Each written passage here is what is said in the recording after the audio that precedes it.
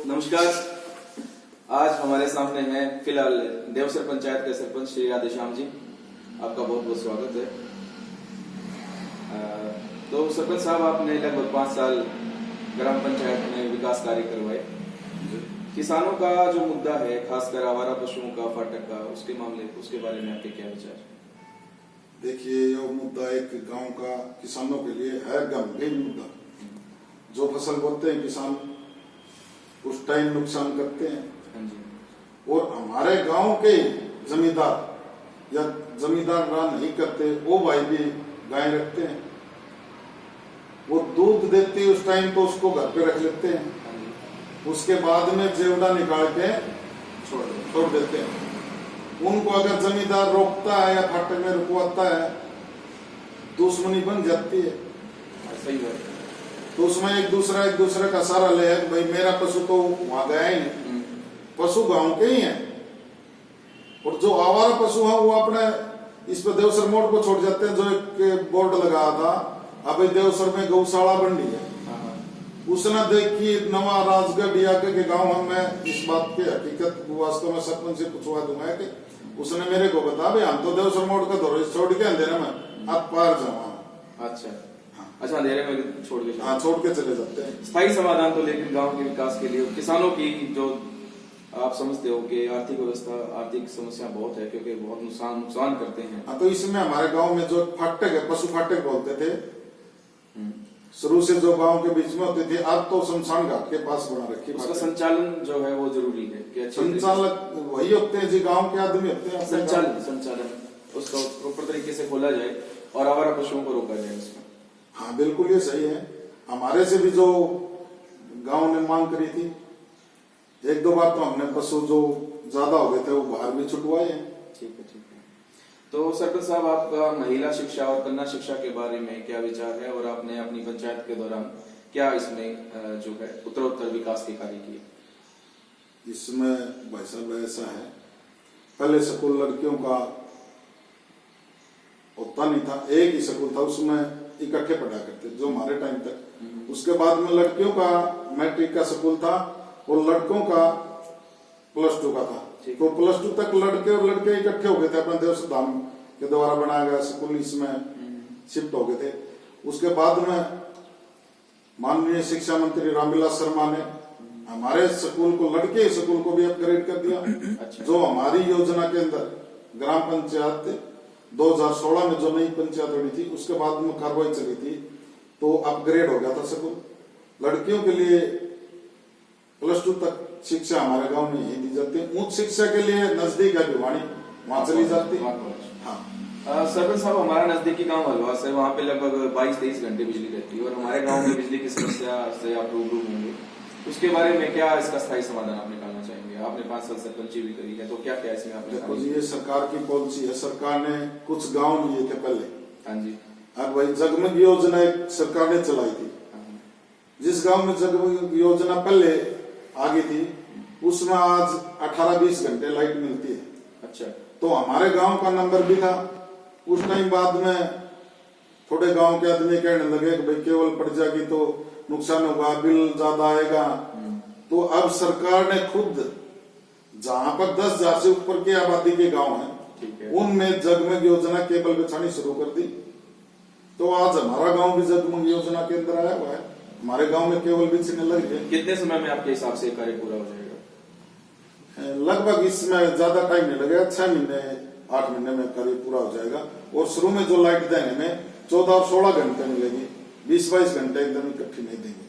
सरपंच साहब, हमारे गांव में बहुत बड़ी आबादी अनुसूचित वर्ग की है, पिछड़ा वर्ग है, वंचित वर्ग है, मजदूर वर्ग की है, और काफी समस्याओं से वो परेशान रहते हैं। उनके लिए जो भी सरकार की सुविधाएं हैं उनके बारे में आपके, ताकि प्रत्येक लाभार्थी को सुविधा मिले, उसके लिए आप क्या कहना चाहेंगे? अनुसूचित जाति के उत्थान के लिए, पिछड़े के लिए, वंचित के उत्थान के लिए आप क्या कहना चाहेंगे? देखिए जी, मजदूर पिछड़ा वर्ग में भी है, और किसी भी जाति में जो गरीब आदमी है मजदूरी करके खाता, वो मजदूर है। हाँ जी। इसके लिए सरकार पॉलिसी बनाती है। हाँ जी। तो उसको मिस्त्री का सामान देती है, मजदूर को मजदूरी का करती है। और पंचायत के पास तो सिर्फ एक नरेगा स्कीम चलाई थी, जो सेंट्रल गवर्नमेंट की स्कीम है। नरेगा में जो कार्य करेगा तो पंचायत उसको, सरकार उसको मजदूर मानती है। हम उसको वेरीफाई भी करते हैं, अबे ये मजदूर है, इसने 90 दिन का काम किया हमारे पास, तो हम स्टॉल नंबर। आपका कहना ये है कि कोई मजदूर अगर गांव के किसी ग्रामीण के घर में काम करेगा तो सरकार उसको आज मजदूर नहीं मानती? जो ये परफॉर्मा आया हुआ है इसके आधार पर तो नहीं मानती, वो करती है या तो जेई से करवाओ इससे या पंचायत से करवाओ। बहुत परेशान करते नहीं, बहुत पंचायत परेशान नहीं रहते करेगी। हैं मजदूर लोग इस बारे में। हाँ, पंचायत उस पर नहीं करेगी, या तो जेई करेगा या जो मान ले टेंडर से जो काम करवाता है गांव में ठेकेदार है, जो सरकारी खजाने में पैसा जमा करवाता है, जिसका टेंडर लेकर लाट होता है, वही को मजदूर की परिभाषा में लिया गया। बिल्कुल। अनुसूचित जाति के लोगों को जो योजनाएं सरकार लगभग लाभ देती है, काफी योजनाओं के तहत है, तो उनको प्रत्येक योजना का लाभ मिल सके, इसके लिए आप क्या कहना चाहेंगे कि कोई ऐसा क्या आप समाधान करेंगे कि ताकि जो भी योजनाएं सरकार की उनको फायदा मिले? देखिए भाई साहब, इसमें ऐसा है, सरकार ने योजना तो बहुत चला रखी है, शिक्षा के लिए भी है, शिक्षा के लिए उसमें अंबेडकर छात्रवृत्ति योजना चला रखी है, वो ऐसी समाज के लोगों को मिलता है। हाँ। जो 80% से ऊपर के जो शिक्षा में जो बच्चा मेरिट में आता है, 80% से ऊपर नंबर लेके आता है, तो उसको वजीफे के तौर पर 20,000 रुपए या 15,000 रुपए स्कॉलरशिप देती है। ठीक है। तो उसके लिए बच्चों का पढ़ना जरूरी है, चाहे वो किसी भी उसमें हो, ऐसी कोई बात नहीं। स्विच ऑफ कर दीजिए कंप्यूटर के लिए। अब आते हैं कि आपने सरपंच का कार्यकाल भी लगभग पूरा कर लिया। सफाई की समस्या हमारे गांव की जो कि तो है, गंदे पानी की निकासी की समस्या जो कि तो है, और आज भी गांव में डंपिंग ग्राउंड नहीं बन पाया है, तो इसके बारे में आप क्या कहना चाहते हैं? ये बस डंपिंग ग्राउंड के लिए तो जो सरकार ने अब हमारे से जगह चिन्हित की थी, पंचायत ने वो जगह चिन्हित करवा दी थी, जो हमारे जोड़ के साथ में लगता हुआ एरिया है, वहां पर डंपिंग बढ़ना था 60/80 का। तो अभी कोरोना के उसके लिए है, ग्रांट मंजूर नहीं हुई, तो इसके लिए सरकार करवाएगी, जो आने वाला सरपंच उसके पास आएगी, ये तो कर रही है सरकार। गंदे पानी की निकासी की समस्या भी आज के दिन कहीं है। हाँ बिल्कुल, मेन समस्या हमारी ये है देवसर गांव की, गंदे पानी की निकासी का सिर्फ बारिश के टाइम पर इरिगेशन डिपार्टमेंट के माध्यम से यहाँ पर इंजन या मोटर लगाई जाती है, वो पानी उठा के तो नाला में डाला जाता है, और नाला से जो पानी आएगा वो उठा के ही रिजर्वायर में डाला जाता है, और नाला लगभग में 20 और 25 साल पुराना है। वो पाइप जो दबाए गए थे वो भी आधे से ज्यादा हट चुके हैं, पानी उन्हें बहुत कम पहुंचता है, जो मोटर जो खींचती है पानी से। तो इसके लिए पब्लिक हेल्थ को हमने प्रस्ताव भी दिया था, और पब्लिक हेल्थ एक्शन का और ऐसी साहब का हमारे पास फोन भी आया, 2-3 बार वर्बली मिले भी, तो उन्होंने हमारे का आश्वासन दिया था, आपका पब्लिक हेल्थ का जो ये बन रहा है जलघर, इसके साथ साथ में हम सीवर सिस्टम भी करेंगे। अच्छा, आप सीवर सिस्टम की व्यवस्था के लिए? सीवर सिस्टम की व्यवस्था के लिए तो उन्होंने हमने एरिया दिखा था, अब ये गंदा जो पानी आएगा या मल आएगा ये गंदे नाले में डाला जाएगा, तो उन्होंने 2 साइड देखी थी, एक तो अपने जोड़ से होते हुए बापोड़ा जो रोड है इसके साथ में आगे गंदन नाला उसमें डालने के लिए, दूसरी नहर की तरफ से भी नाला गंदन नाला है उसके अंदर डालने के लिए। ये सरकार की योजना है, किस टाइम करेगी कह नहीं सकती इस बारे में। तो आप सरपंच रह के भी नहीं करवा पाए तो साहब कैसे करेंगे सरकार? ये तो देखो जी, पंचायत तो अपना रेजुलेशन करके दे सके है, बाकी करना तो सरकार का काम है, छोटा काम है। पैरवी भी करनी पड़ती है सरपंच साहब? पैरवी के लिए हम 2-3 बार मिले हैं, आए हैं एक्शन साहब भी, और गांव के मौजूदा आदमी मिले थे। गांव में कितने राष्ट्रीय स्तर के और अंतर्राष्ट्रीय स्तर के हमारे गांव में आज के दिन खिलाड़ी मौजूद हैं, फिर भी हमारे स्टेडियम को जिस स्तर तक पहुंचना चाहिए था उस स्तर तक आज तक नहीं पहुंच पाया है। एक मेले के समय पे पार्किंग की बड़ी समस्या रहती है, इसके समाधान के बारे में आप क्या कहना चाहते हैं? देवसर गांव एक ऐसा गांव है, ओलंपिक क्वालिफाई, एशियाड, कॉमनवेल्थ के लगभग में बच्चा इस गांव का जाता है। और हमारा जो स्टेडियम है इस स्टेडियम की 4 दीवारी तो बनाई थी देवसर धाम ट्रस्ट के द्वारा। ठीक है। हमने एक सेठ किशन लाल के माध्यम से एक जिम्नेजियम हॉल बनवाया है। ठीक है। उसमें एमपी साहब ने उस बानिया को बता दिया था, वो बानिया मिला था, तो उसने भी अधूरा काम करके छोड़ दिया। तो सरकार का एक भाई इसमें न तो कोई कोच लगाया, कोच आज भी नहीं है, आज भी नहीं है। ये सरकार का अपना वो है, पंचायत अकेला सरपंच कुछ नहीं कर सकता। गांव के 5-10 मौजूद आदमी और मंत्री से मिले, जो खेल मंत्री है या सेंटर में जाए। अजय हमारे गांव के इतने बढ़िया खिलाड़ी रहे हैं, नेशनल इंटरनेशनल। तो क्या सरपंच साहब गांव के 5-10 मौजूद आदमियों को लेके आप किसी मंत्री से मिले कि हमारे गांव में एक किसी कोच को डेप्यूट किया जाए, तैनात किया जाए, ड्यूटी लगाई जाए? नहीं, हम स्टेडियम के कोच से तो मिले थे, अपना जो भिवानी में कोच है उनसे मिले थे। तो उन्होंने कहा था, एक दो बार अपना लोकल एमएलए है इनसे मिले थे, मंत्री नहीं है, तो बोला भी करवाएंगे। तो काम जो का दिलासा दिया गया, काम हुआ। खेल स्टेडियम में पार्किंग की जो व्यवस्था रहती है मेले के समय पे, वो भी ये एक देवसर धाम ट्रस्ट का अपना वो है जी। तो इसमें जो मेला लगता है माँ दुर्गे भवानी का, तो उसमें और जगह तो है नहीं, या तो समिति इसकी व्यवस्था करे। जगह की समस्या, हाँ, जगह की समस्या होने के कारण ऐसा होता है, इसके लिए समिति। लेकिन इसका समाधान तो देखना ही पड़ेगा ना, कब तक आप स्टेडियम में पार्किंग ना करें। ये तो देवसर धाम ट्रस्ट का अपना एक वो है। कानून व्यवस्था में जो देखते हैं हम कि सदर थाना से हटा के विजयी थाना लगा दिया गया, और छोटी सी एफआईआर अगर चोरी की भी किसी ने कटवा के जानी है कि मेरा आईडी कार्ड चोरी हो गया, तो भी उसको जुई थाना जाना पड़ता है। और जुई थाना यहाँ से 25-26 किलोमीटर है, जबकि सदर थाना तो अपने बगल में ही था। तो लोगों को काफी परेशानी का सामना करना पड़ता है। इस मामले में आपने क्या अभी तक जो प्रयास किए हैं कि वापस देवसर गांव को सदर थाना के तहत अंतर्गत लाया जाए? इसका ऐसे है मेरे भाई, पहले देवसर थाना सदर भिवानी में था, बिल्कुल लगभग में दूरी 6 किलोमीटर थी। अब जोई थाना में जो लगा है, इसमें दूरी तो 26-27 किलोमीटर की होगी, लेकिन जो केस पहले हर दिन तो 5 पहुंचते थे, अब महीने में 5 जाते हैं। समस्या भी है। समस्या क्यों है? अगर किसी ने दरखास्त दे दी तो 15-20 आदमी इकट्ठे लेके जाएगा, वहां से फिर वो वापिस आओ, अगर समझौता नहीं हुआ तो जमानत के कागज भिवानी में ही तैयार होंगे।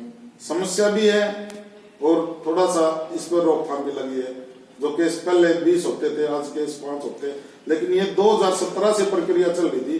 इस बारे में न तो पंचायत को पता था, पता चला उस टाइम हमने रेजोल्यूशन भी किया, उसकी कॉपी विधायक को भी दी, विधायक ने हमारे को बताया कि मैंने सीएम साहब को दे दिया। लेकिन इसका नोटिफिकेशन जिस तरह से थाना तोड़ा गया था, देवसर गांव तोड़ा गया था सदर थाना से, तो सरकार के गजट में आ गया। हाँ, सरकार उसी के नोटिफिकेशन के आधार पर ये होगा। सरपंच साहब, हमारे गांव के नजदीक एक पंचायत है जो मैं जानता हूँ, उसने उस ग्राम पंचायत को एसपी साहब ने इनाम दिया था। कारण ये था कि 5 साल तक उस पंचायत ने एक भी केस जो है थाने में नहीं जाने दिया और अपने स्तर पर ही सारे केसों का समाधान किया। देखो जी, गांव की आबादी, हमारे गांव की आबादी लगभग में बहुत बड़ा गांव है, तो यहाँ पर दिन प्रतिदिन एक दो केस ऐसे होता रहता है। छोटे गांव होंगे जहाँ पर आप गांव का नाम नहीं बता रहे, तो छोटा गांव में मान ले सुलझा लेते, आपस में वैर भाव की भावना से न देखे ना, तो बड़े गांव में भी हो सकता है ऐसा। उसमें एक पंचायत नहीं, गांव के मौजूद आदमी साले ये कहे भाई गलत है तो गलत को गलत कहे, सही को सही, तब जाके ऐसा हो सकता है। एक बड़ा ज्वलनशील मुद्दा रहता है। गांव के युवा ने, कम से कम 50 युवाओं ने मुझे ये क्वेश्चन भेजा है कि भी समिति के बारे में वो क्वेश्चन जानना चाहते हैं कि समिति के बारे में आप क्या कहना चाहते हो, प्रतिनिधित्व के बारे में, रिप्रेजेंटेशन के बारे में, हर क्लास को उसमें रिप्रेजेंटेशन है कि नहीं है, और उस बारे में आप क्या कहना चाहते हैं? देखो जी, हमारी पंचायत 2016 में नहीं बनी थी। उस टाइम हमारे पास भी 12 गांव के आदमी इकट्ठे। अब मेरे समुदाय के लोग यहाँ पर ट्रस्ट में नहीं है, हमारे समाज के नहीं है, तो मैं भी ये कह रहा हूँ मेरे समाज का भी नहीं है। लेकिन मैं जो सरपंच होने के नाते गांव वालों ने जो मेरे को बताया, उस टाइम सेवा समिति की मीटिंग बुलाई और मीटिंग में मुद्दा रखा, उस मुद्दे को गहनता से लिया गया। उस टाइम पवन प्रधान जी ने ये बात रखी, हाँ भाई पंचायत की तरफ से ये बात आई है, तो गांव के आदमी इकट्ठे हुए धर्मशाला पर, मैन बस स्टैंड धर्मशाला पर। तो गांव ने सुझाव दिया था भाई 7 साल या 10 साल कार्यकाल करने के पश्चात जो आदमी जिन्हें 10 साल सेवा कर दिया, 12 साल, 10 साल, 5 साल, तो उसको सेवानिवृत्त करो, समझा जाए। हाँ। तो उसके बाद में समिति की मीटिंग हुई, समिति ने प्रस्ताव पास कर दिया, अभी 10 की बजाय 12 का कर दिया। तो उसमें लगभग में मेंबर थे, उन्होंने उस पर हस्ताक्षर कर दिए थे। अब भाई 12 साल जिसने सेवा कर दी, नतीजा क्या निकला? आप नतीजा आपस में कोर्ट में चला गया केस।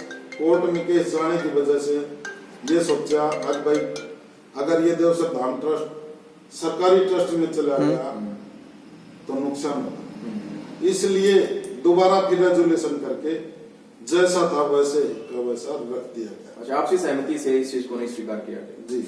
अच्छा, आपने चुनाव लड़ भी लिया है और चुनाव आप किस्मत से जीत भी गए हो, अपनी मेहनत से आप जीत गए हो। मैं इतने मुद्दे की बात करने के पश्चात आपसे ये जानना चाहूंगा कि आप काम कर लो, सामाजिक काम कर लो, उसके बाद मुद्दे ज्यादा महत्वपूर्ण रहते हैं गांव में के अंदरूनी समीकरण और जो एक शराब का चलन है, पैसे का चलन है, चुनाव में क्या जरूरी आप समझते हो ज्यादा? इसमें सबसे पहले तो बात ये वैसे जो चुनाव लगता है, जो कैंडिडेट मैदान में आता है, बिल्कुल उसको भी पता होता है अहम रोल तो गांव के विकास के मुद्दों का ही होना चाहिए, लेकिन फिर भी शुरू से ये शराब का और है जो खान पीन का चलता है, ये कैंडिडेट एक दूसरे को देख के शुरू कर देता है और लोगों की फिर भावना हो जाती है कि भाई मैं उससे लिया या उसने दूसरे कैंडिडेट से ले ली, तो कैंडिडेट ये सोचेगा भाई मैं भी क्यों कदे ज्यादा वोट मोनू ले जा, कदे ज्यादा रात दे ले जा, तो कैंडिडेट भी खुद के नाले अगले काम करने लग जाता है। अच्छा, आप ये बताएं, पहले तो मानदेय नहीं होता था, सरकार आज के दिन एक सरपंच को कितना मानदेय देती है? अब तो सरकार ने बल्कि एक काम और कर दिया, 1000 रुपए मानदेय भत्ता, मान सम्मान भत्ता जो मिलेगा 5 साल रिटायरमेंट होने के बाद में, अब पेंशन के तौर पे, पेंशन के तौर पे मानो या चाहे समान भत्ता मानो, 1000 रुपए उसको बाद में, जो एक विधायक को 50,000 रुपए, 51,000 रुपए मिलते हैं, वो 1000 रुपए, 1,000 रुपए सरपंच के लिए कर दिया, निर्धारित कर दिया अभी सरकार ने किया था। और अब जो पंचायत में सरपंच उस टाइम रहता है मौजूदा, तो उसको 3,000 रुपए मानदेय। आप कहाँ तक आर्थिक संघर्ष की कहानी इसको समझते हैं कि लगभग चुनावी खर्चा भी आपको पता है कितना लग जाता है, और उसके बाद 3,000 रुपए सरकार मान देती है। सरपंच का कार्यकाल चलाने के समय रोज आपको भिवानी जाना पड़ता है, रोज नहीं रुकना पड़ता है, तो 200 रुपए का तो रोज का लगभग में तेल लग जाता है। मोटरसाइकिल अगर गाड़ी है किसी सरपंच के पास तो मेरे हिसाब में गाड़ी में 500 रुपए का तेल में वो रह लेगा, और बाकी आप बैठे चाय पानी का है या किसी अधिकारी, तो आर्थिक जो है वो संघर्ष आपका चलता है सिर्फ, बिल्कुल ऐसे। फ्यूचर में आपका क्या विजन है, क्या मोटो है? आप देवसर गांव को कहाँ देखते हैं, इसकी कहाँ तक, किस ऊंचाई तक आप देवसर गांव को लेके जाना चाहते हैं? मैं तो देखो जी, एक अकेला दिन कुछ नहीं कर सकता। गांव समाज जो एक बड़ा गांव है, मिल बैठ के अगर ये 2-4 गांव एक विधायक भी बना लें तो कोई बड़ी बात नहीं है। कोई बड़ी बात नहीं, खरकड़ में शहर बना विधायक, हाँ बना है और ऐसे ही बनते हैं। तो इसमें सरकार में भागीदारी होनी बहुत जरूरी है, और उस भागीदारी के लिए हमें एकजुट होकर चुनाव लड़ना है या लड़वाना है। तो ये 5-7 गांव फैसला लेना, तो बड़ा अच्छा फैसला, तो उसमें गांव उच्च स्तर तक भी जाएगा। हो सकता है आपके गांव का भी हो, मेरे गांव का भी हो, पड़ोसी गांव का भी हो। तो इसके लिए ये कदम सराहनीय है आपका, एक कैंडिडेट का आना बहुत जरूरी है। तो आपके भविष्य के लिए हम शुभकामनाएं आपको देते हैं राधेश्याम जी, कि आपका राजनीतिक करियर जो है वो इस तरह से दिन ब दिन ऊंचाइयां छूता जाए। आपका बहुत बहुत धन्यवाद। नमस्कार।